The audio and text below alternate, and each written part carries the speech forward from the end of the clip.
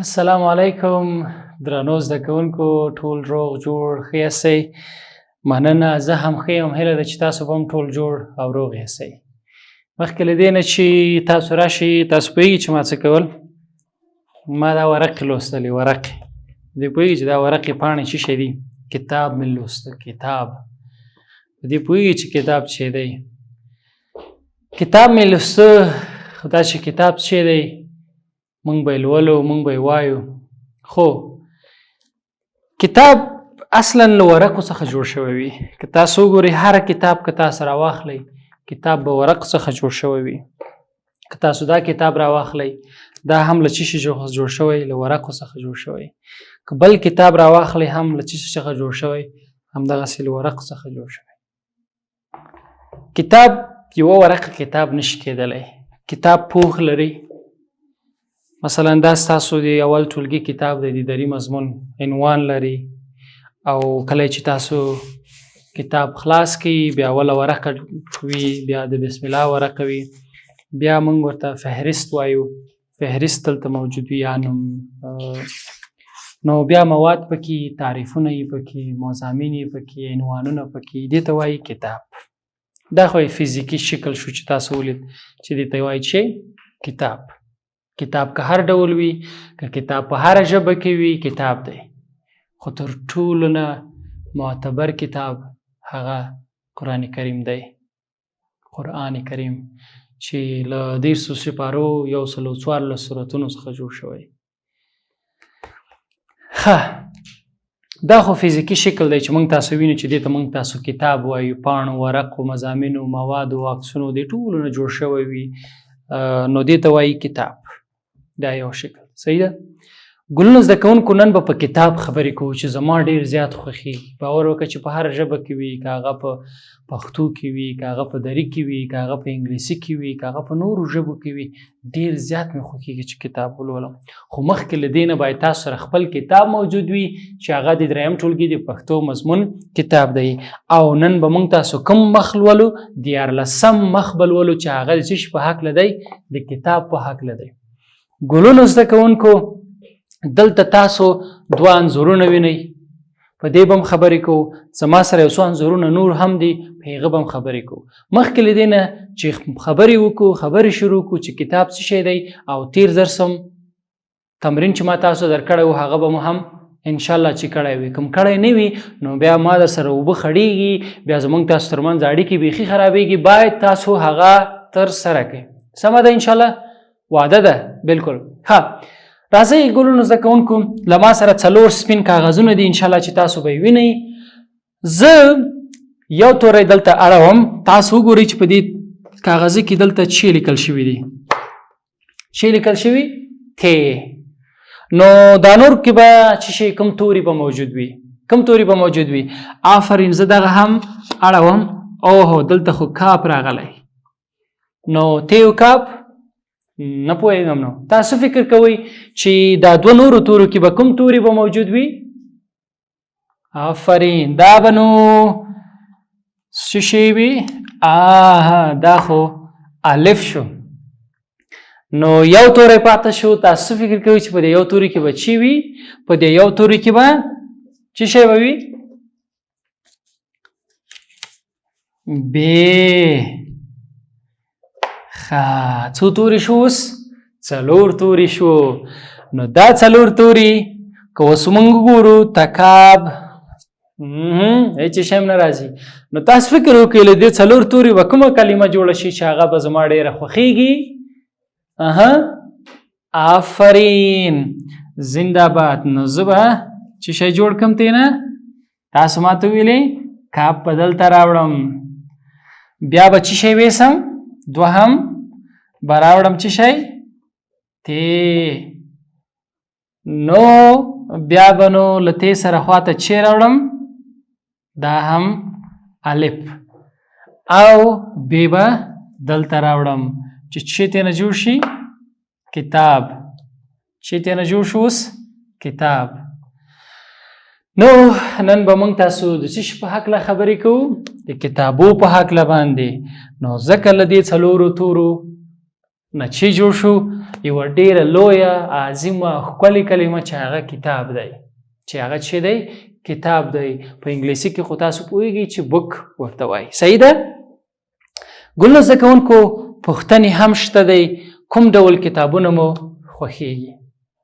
دا چې کتاب مې تاسو ته وویلې، په کتاب کې ډېر زیات شیان نوي معلومات موجود وي. اوس خبر اول دا ده چې ستاسو کوم ډول کتاب خوښیږي. زما خو چې کوم ډول خوښي هغه به زه تاسو وایم، بیا تاسو له خپلو ملګرو دوستانو کورنۍ غړي سره شریکي. زما کتابونه خوښیږي چې په هغه کې کیسې موجودې وي. چې موجودې وي؟ کیسې موجودې وي.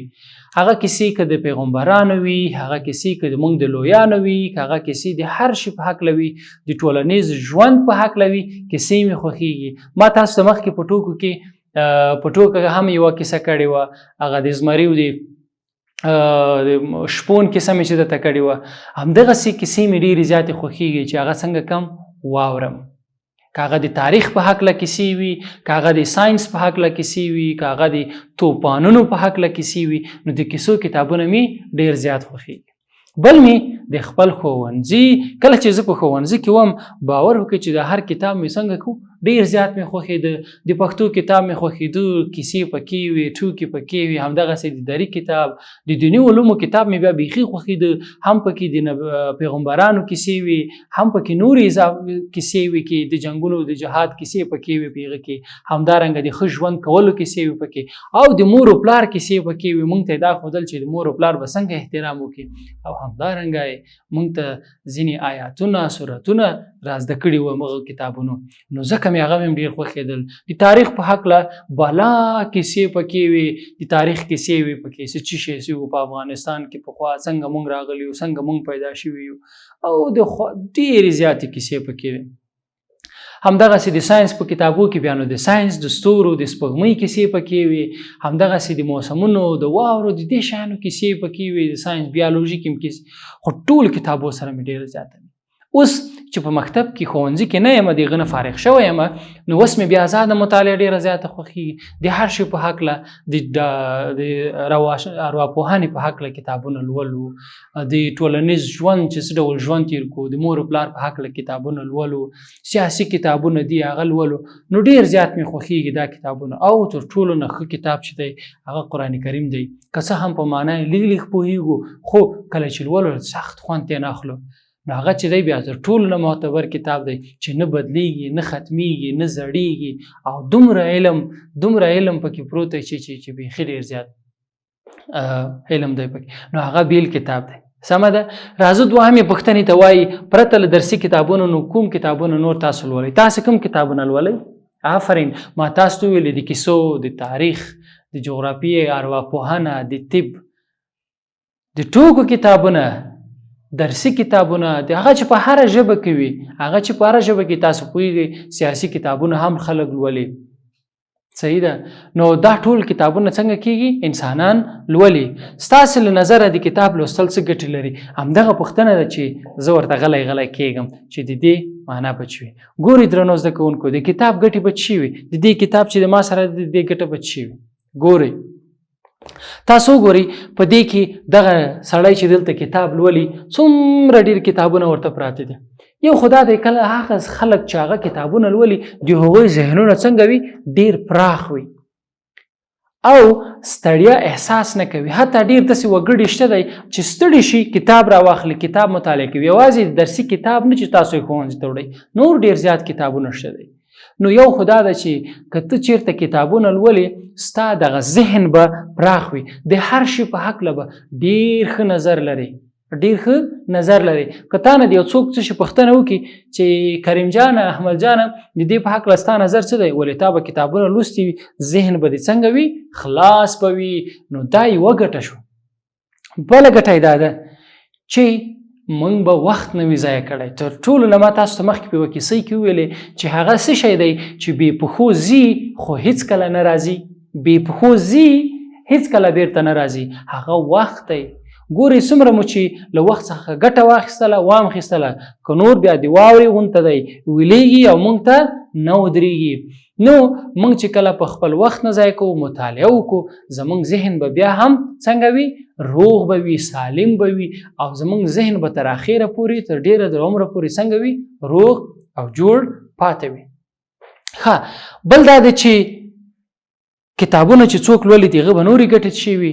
د هغه ګټې دا دی چې ته د علم خاوند کېږي. د څه شي خاوند؟ که د طب کتابونه د لوستل ته ډاکټر کېږي، که د انجینري کتابونه لوستل ته انجینر کېږي، که د ژورنالیزم کتابونه لوستل ته ژورنالیست کېږي، که د میتودالوژي د استادي دغه نور ټول علمونه د زده کړې ته استاد ښوونکی کېږي. همدغسې که د سیاسي کتابونه لوستل تاریخ جغرافیه د کې لوستل اقتصاد د کې لوستو ته رئیس جمهور کېږي، ته د اقتصاد وزیر کېږي، له تا نه لوړ شخص جوړېږي. نو دا یې ګټې دي. ته چې کتاب لولې نو هغه څنګه کېږي؟ ته به حتما په یو شي پوهېږي. دلته وګورئ هر کتاب دی، دا هر کتاب د یوې زینې په معنا دی. تاسې په اول ټولګي کې هم ویلي، په دوهم کې، اوس په دریم کې، همداسې په څلورم کې، دا هر کتاب ستاسو د زینې په شکل دی. څومره چې کتاب لولئ دومره به څنګه کېږي؟ پورته ځئ، لوړو پوړیو ته به د ژوند څنګه کېږئ؟ خېږئ. بل دا ده چې که څوک کتاب لولي او څوک یې نه لولي د هغو ترمنځ هم ډېر زیات فرق دی. ته چې چیرته لاړ شي په هر څه به پوهېږي. ته چې که هر ملک ته لاړ شي ته به په هر څه پوهېږي او په هر څه معلومات به تا ته وي. دا نه چې ته یو چا څخه تل پوښتنې وکړې چې دا څنګه کېږي دا څنګه کېږي. نه، ولې تا کتابونه لوستي، کیسې دې لوستي، په هر شي باندې څنګه کېږي پوهېږي. بل زما درنو زده کوونکو دلته لیکل شوي وایي د کتابونو ډولونه. کتابونه اوس په څو ډوله دي. یو خو دغه کتابونه دي چې زموږ تاسو سره په لاس کې وي، په کور کې، په بکسه کې، په المارۍ کې، هر ځای کې دي. لکه دلته چې تاسو وینئ دا کتاب تاسو ګورئ، ټول کتابونه زموږ سره څنګه ده شته دی. یو کتابونه دي چې هغه په څنګه وي په تلیفونو کې وي، په ټابلیټو کې اوس چې راغلي دي. وګورئ دغه زده کوونکی څنګه کېږي خپل کتاب په موبایل کې لولي. صحیح ده. دا یو ډول یا موږ به برقي کتابونه ورته وایي. بل کتابونه هغه دي چې هغه خلک اوري. صحیح ده. په موبایلو کې هم شته، خلک اوري، غوږ یې ورته نیولی وي، هغو ته هم کتابونه ویل کېږي. ګلونو بیا په نورو برخو کې، په نورو درسونو کې به هم په کتاب ډېرې خبرې کوو چې په کتابو کې ډېرې زیاتې خبرې دي. خو له ټولو نه مهمه دا ده چې د کتاب لوستلو ځای هر چیرته چې وي هغه بدون دغه ځایونو چې هلته موږ لاس او مخ وینځو یا ضرورت رفع کوو، د هغه نه بدون نور ډېرو ځایو کې به هر چیرته چې مناسب ځای وي هغلته به موږ کتابونه لولو. بل دا د ژوند درانه کیسې پکې وي. خو له ټولو نه مهم دا ده چې کله د کتاب ولوست باید عمل ورباندې وکړي. که د عمل ونه کړم نو بیا د کتاب لوستل هیڅ ګټه نه لري. د ګلونو زده کوونکو دلته یو لوی متن لیکل شوی په 14 مخ باندې. په راتلونکي درس کې چې زه تاسو ته حاضرېږم بیا به هم د کتاب په هکله خبرې کوو، ډېرې زیاتې خبرې به کوو. تاسې به دا ولولئ او هغه کلمې چې تاسو نه پوهېږئ د هغو لاندې کرښه کش کړئ، وبه لولئ او ترې لاندې چې به وکړئ کرښه به کش کړئ. انشاءالله چې قدر الله شیرزوی به بیا حاضرېږي. نو اوس هم په لوی بخونکي خدای سپارم. الله مو مل.